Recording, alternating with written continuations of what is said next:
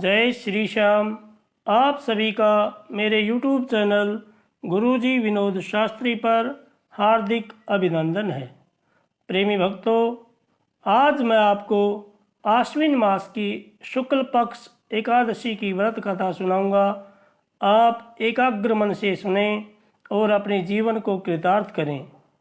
सबसे पहले भगवान गणेश जी का ध्यान करें। हाथ जोड़ करके, आंख बंद करके भगवान गणेश जी का ध्यान करें।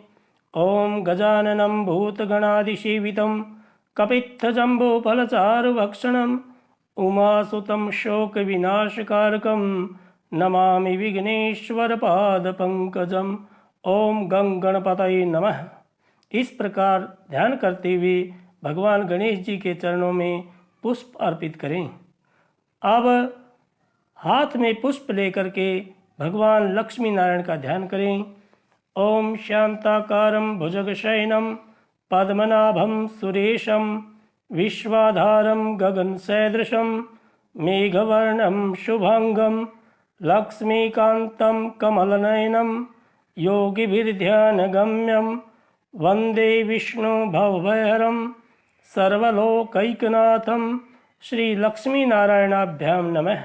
ऐसा ध्यान करके भगवान लक्ष्मी नारायण के चरणों में पुष्प अर्पित करें और एकादशी व्रत कथा को ध्यानपूर्वक सुने। अर्जुन ने कहा, हे जगदीश्वर, आश्विन माह के शुक्ल पक्ष की एकादशी का क्या नाम है और इस व्रत के करने से कौन से फलों की प्राप्ति होती है। भगवान श्री कृष्ण ने कहा, हे कुंती नंदन, आश्विन माह के शुक्ल पक्ष की एकादशी का नाम पापांकुशा है। इसका व्रत करने से सभी पाप नष्ट हो जाते हैं और व्रत करने वाला अक्षय पुण्य का भागी होता है। इस एकादशी के दिन इच्छित फल की प्राप्ति के लिए भगवान विष्णु का पूजन करना चाहिए और इस पूजन के द्वारा मनुष्य को स्वर्गलोक की प्राप्ति होती है।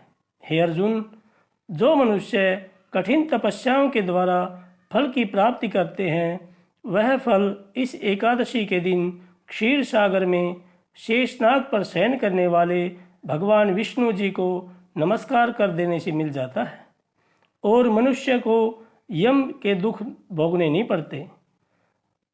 प्रार्थी जो विष्णु भक्त शिव जी की निंदा करते हैं अथवा जो शिव भक्त विष्णु भगवान की निंदा करते हैं, वे नरक को जाते हैं।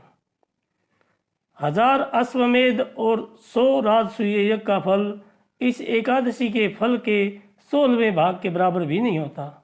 अर्थात इस एकादशी व्रत के समान संसार में अन्य कोई व्रत नहीं है।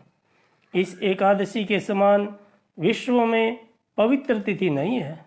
जो मनुष्य एकादशी का व्रत नहीं करते, वे सदा पापों से घिरे रहते हैं। जो मनुष्य किसी कारणवश केवल इस एकादशी का भी उपवास करता है, तो उसे यम के दर्शन नहीं होते। इस एकादशी के व्रत को करने से मनुष्य को निरोगी काया तथा सुंदर नारी और धन धान्य की प्राप्ति होती है। अंत में वह स्वर्ग को जाता है। जो मनुष्य इस एकादशी के व्रत में रात्रि जागरण करते हैं, उन्हें सहज ही स्वर्ग की प्राप्ति होती है।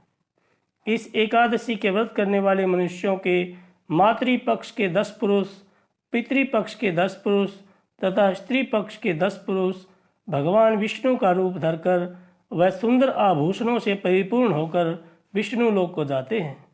जो मनुष्य आश्विन माह के शुक्ल पक्ष की पापांकुशा एकादशी का विधानपूर्वक उपवास करते हैं, उन्हें भगवान विष्णु लोक की प्राप्ति होती है। जो मनुष्य एकादशी के दिन भूमि, गौ, अन्न, जल, खड़ाऊं, वस्त्र, छत्र आदि का दान करते हैं, उन्हें यम के दर्शन नहीं होते। दरिद्र मनुष्य को भी यथाशक्ति कुछ दान देकर कुछ पुण्य अवश्य ही अर्जित करना चाहिए। जो मनुष्य तालाब, बगीचा, धर्मशाला, प्याऊ आदि बनवाते हैं, उन्हें नरक के कष्ट नहीं भोगने पड़ते।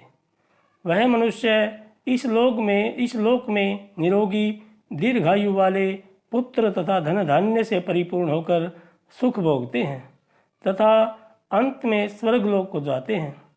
भगवान श्री हरि की कृपा से उनकी दुर्गति नहीं होती। इस कथा का सार जान लीजिए। मनुष्य को पापों से बचने का दृढ़ संकल्प करना चाहिए। यूं तो भगवान विष्णु का ध्यान स्मरण किसी भी रूप में सुखदायक और पापनाशक है, परंतु एकादशी के दिन प्रभु का स्मरण कीर्तन सभी क्लेशों व पापों का शमन कर देता है। अतः आप भी भगवान विष्णु का ध्यान करते हुए ओम नमो भगवते वासुदेवाय इस मंत्र का जप करते हुए पूरा दिन व्यतीत करें और रात्रि में भगवान के कीर्तन आदि का जागरण करें तथा प्रातःकाल भगवान सूर्य को अर्घ्य देकर तथा ब्राह्मणों को और गौ माता को भोजन करा करके आप अपना व्रत खोलें। आपके कार्य सभी सफल हों, आपकी मनोकामना पूर्ण हो। जय श्री श्याम, जय श्री कृष्ण।